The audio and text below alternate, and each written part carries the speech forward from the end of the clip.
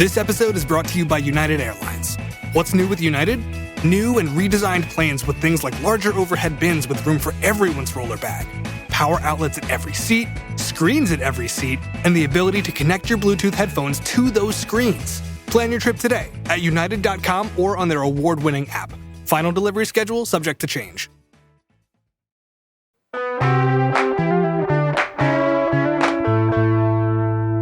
Today on City Cast Boise, I love a little Boise day trip adventure, but I'll admit, when I first saw the entrance to the Kuna caves, I was concerned. Luckily, our brave contributor Graham McBride was with me for the descent. 150-foot steel cage ladder and a quarter mile of dust later, we're back to tell you if we think the Kuna caves are a don't miss.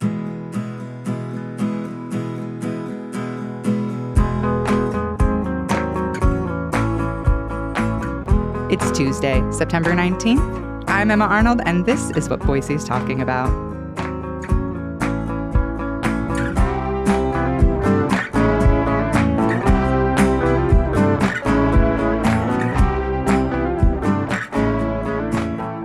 Hi, Graham. Thanks for coming back. Hey, Emma. Thanks for having me. Before we start, I have to read the driving directions to the Kuna Caves because they are the most Idaho thing ever. They made me laugh so hard. Turn onto the Kuna Cave Road, take a right on Black Cat Road, turn left on an unmarked road. If you reach West Dickman Road, you've gone too far. Go over the cattle guard and then follow the dirt road. Road is in quotations here. For 100 feet or so until you see the steel encaged ladder, which I read these to you yesterday before we left my house, like when we were headed out there, and we were laughing so hard, but actually pretty accurate, right? Like pretty good directions. Honestly, yes. And I love this, and I agree that it is very Idaho.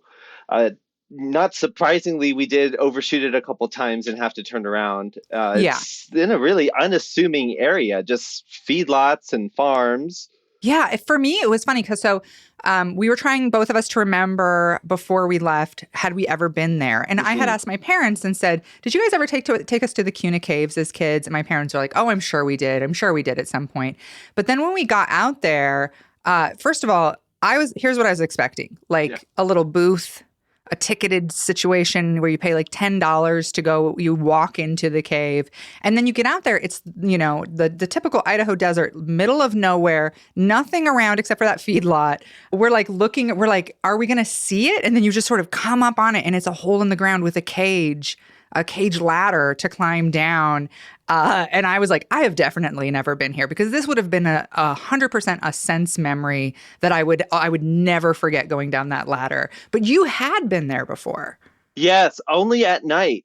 So I was no good at guiding us there. But it was remarkable to see it in the light of day, and to honestly see the context that it's in. That it's because it's surrounded by farmland, it really just feels like just a hole in the ground in the middle of nowhere. And it was much better to see it during the day. At night, it is dark and dusty, and when you've got a lot of people in it, you kind of lose the perspective of the cave itself. So much better, in my opinion, to visit during the day.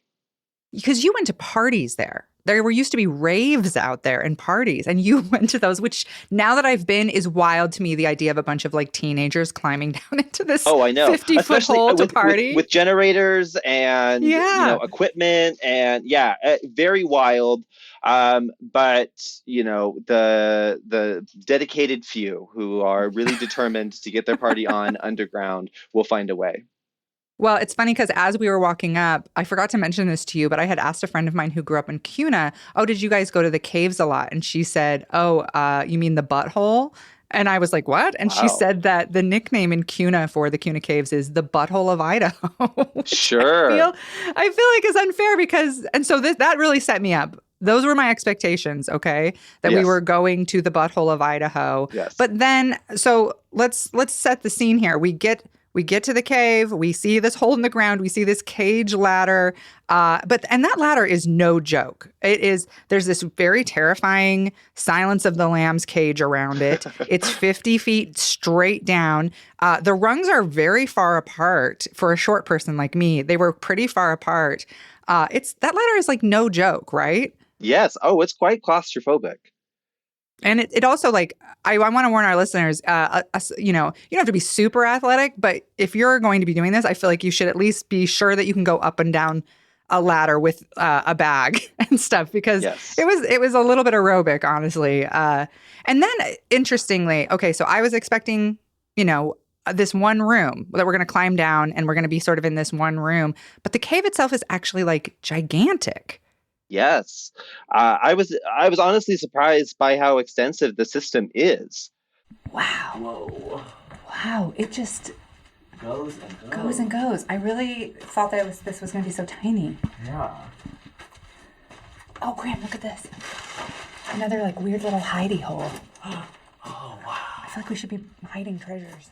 I found a guide written up by Boy Scouts in 1911, which you and I read, and we used to understand the layout a little bit better. But despite the description, I think we were both really surprised to see how long it was. And for me, as a tall person, how navigatable it was. Yeah, a big chunk of it you can just walk without hunching or crawling or anything.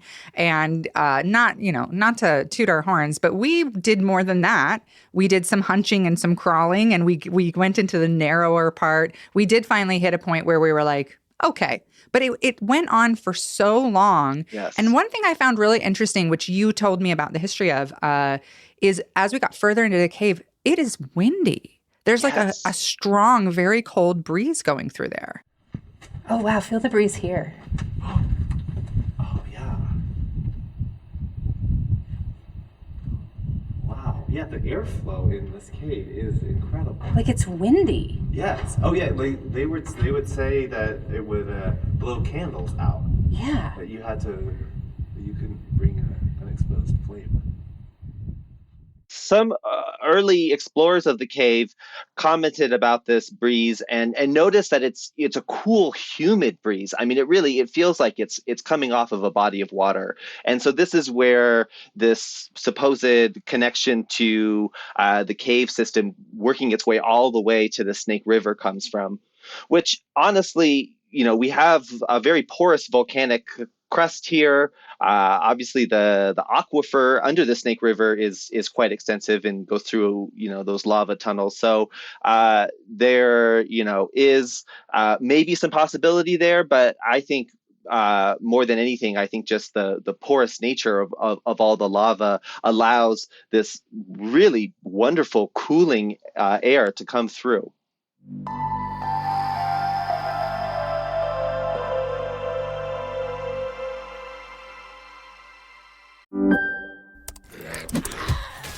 Wait, are you gaming?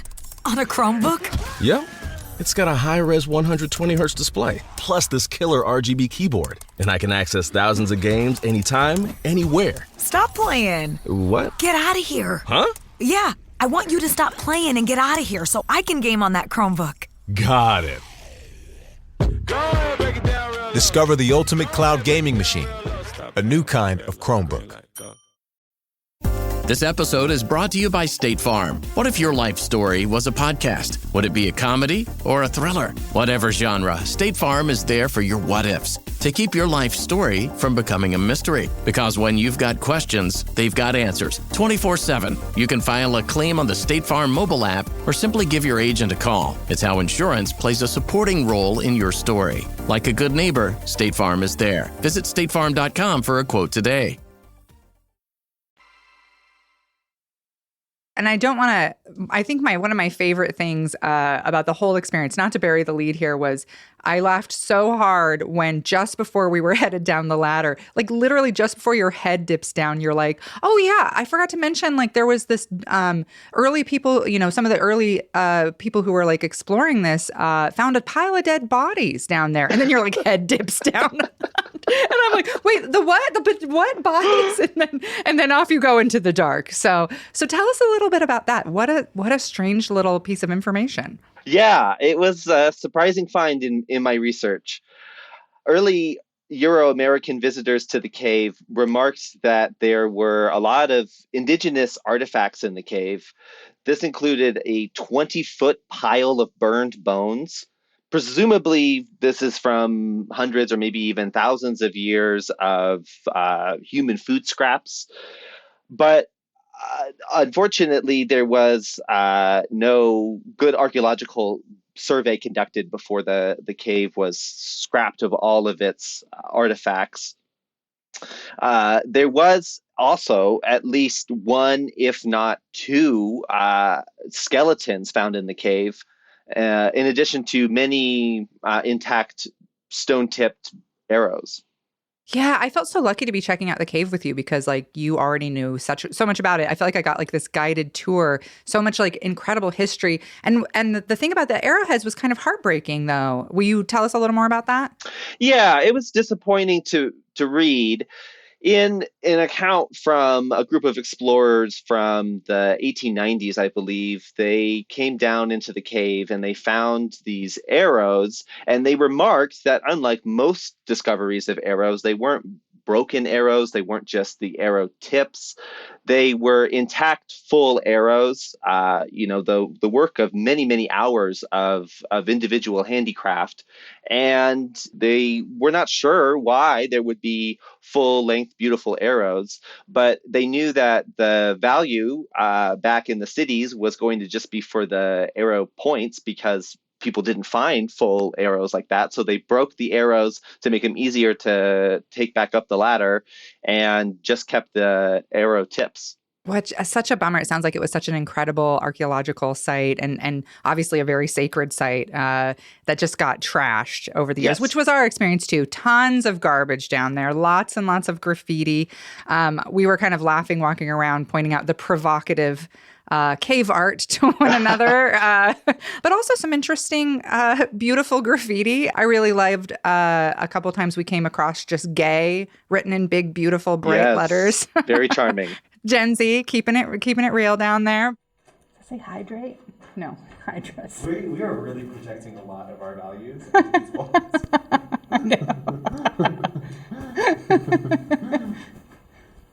Queer and boring. Stay Queer, hydrated. boring, stay hydrated. I love women. Were there any that stuck out to you that were, extra special? Yeah, the cave walls, they are almost completely covered in tags. Yeah. It honestly brings a lot of color and vibrancy to the cave. I understand that it's destructive and it obviously has permanently altered the cave, but it is a beautiful collage of things. It makes it feel a little bit more like a subway than a volcanic tube.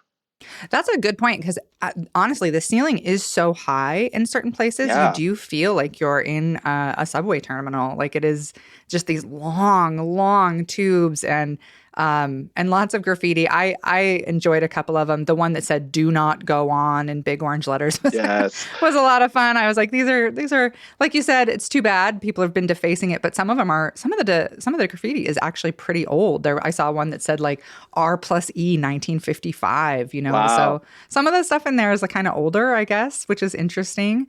I do want to sort of warn people that are visiting or planning to visit that this is a party spot. Like go during the day, I'd say, unless you're there for the rave. We found a lot of trash, a lot of beer cans and cigarette butts, as well as air freshener cans, which you explained to me. I was very confused by, but you explained that people are huffing those, which I was like, oh, how horrible. But apparently they're not just, making it smell nicer in the cave.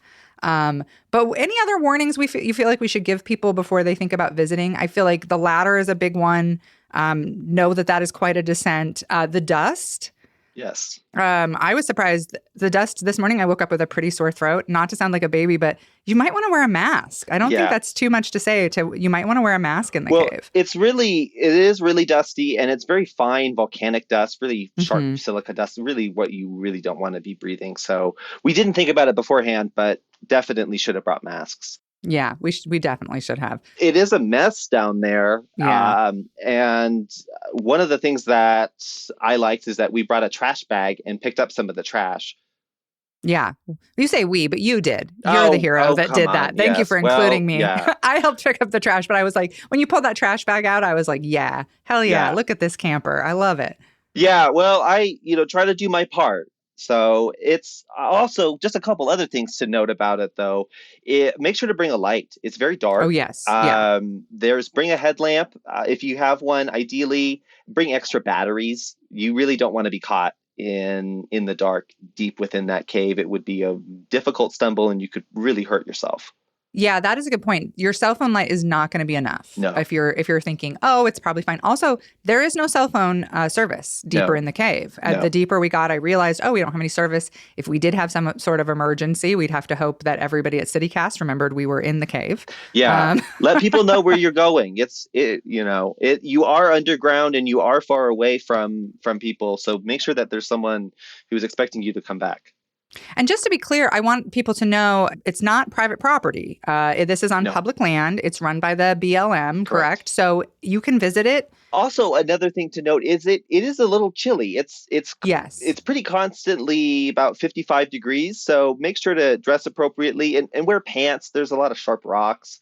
Yeah, definitely. I would dress and prepare as though you're going on a hike. Obviously, bring water with you just in case there's any kind of an emergency. Yeah. Some snacks. Make sure people know where you're at and all of that. Yeah. You told me an interesting thing. So the hole to get in is about, 6 feet across, but you said that it used to be a lot smaller. That's correct. In 1960, some unknown vandals attached dynamite to the ladder in the cave, as well as a nearby sign. The explosion that followed destroyed the sign and the ladder and actually doubled the size of the opening. And you could see that because honestly, the opening was quite a bit bigger. Another funny thing, when we were down there, I mentioned to you because please don't tell my mother this, but we left all of our gear at the ladder, our water and our food. As I'm telling people, make sure you have your stuff with you. We left all of our stuff, and then we got deeper and deeper in. And I commented at one point, "Oh my gosh, here I'm this super prepared person, and then I don't have our water. If there's a cave in, if one of us gets injured, I don't even have my water." And you said, "Oh, actually, that used to be a concern. Please tell people what you said to me then, because it was so funny." Yeah. So. In the past, before there was a permanent ladder installed, one of the ways that folks would get down into the cave is they would wrap a rope around the back wheel of their wagon, and then they would hoist themselves down using the axle of their wagon. And there was a party who visited it once who commented later to a reporter that as they got deeper and deeper into the cave, similar to us, they started to look back and think, oh gosh, what if somebody steals our wagon and leaves us here high and dry, stuck in the cave, looking up into the heavens? Yeah, completely stuck, because there's no way you would be able to get out without that ladder and that wagon. Oh my God. It just left us in this cave. In the cave. Yeah, that's a real fear. Yes. So even 110 years ago, people were afraid of that. Yay! My anxiety is probably hereditary. I would definitely right now in 1911 be like, someone's going to get our wagon. Yes. We should go back. Someone's going to get the wagon. But the moral of the story, bring your snacks with you. Bring your water with you. And make sure your wagon is tied up and safe. Well, okay, we tried it. We did the Kuna Caves. What do you think, Graham? Is this a recommend to our listeners? I love it. Yes. Yeah, if you're interested in caves, it's a great place to explore. Unfortunately, because of all the hazards that we've listed, it's not great for kids, but it's still a wonderful spot to see some great graffiti, to explore a natural geological wonder, and just make sure to take your trash out with you. Yeah, that's great advice. It's a recommend from me. I had a great time. I had much more. I really thought you and I were it was going to be about 15 minutes. We were going to walk in and be like, there's a hole out here. Big deal. But instead, I feel like we actually had kind of a blast. Yeah, I think we spent 2 hours or something down there. Yeah. Oh, yeah. We explored everything and went as far as we felt comfortable, which, that's a big one, too. Don't go deeper in there than you feel comfortable with. But yeah, actually, honestly, feel like a big recommend. And I came home and told my kids about it and showed them pictures, and they were like, "What? We want to go." And so we're already planning another outing to take the kids because they were like very impressed. They thought it looked really cool. So big recommend from both of us, I think. Absolutely. All right, Graham, thank you so much for coming on this adventure with me. I had such a good time, and I can't wait for our next one. Absolutely. Maybe another cave? I don't know. Who knows? Above ground, underground, anywhere, I will tread with you, my friend. All right. Thanks, Graham. Thank you.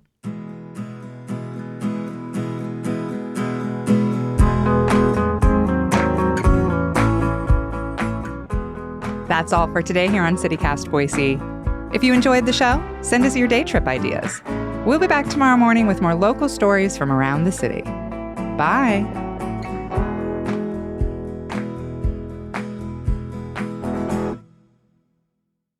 And if you look at old photographs, you'll see it. It was a little more tighter of a butthole in the past.